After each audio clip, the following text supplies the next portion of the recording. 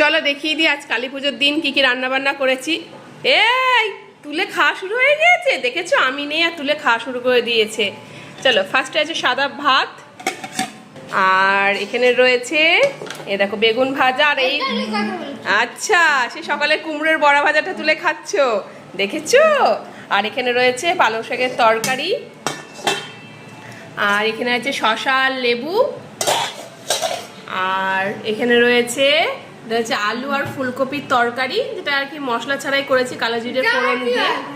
আলু ফুলকপির তরকারি। আর এখানে রয়েছে এই দেখো আলুর দম। কালারটা ভালো এসেছে, থ্যাংক ইউ অদৃশ।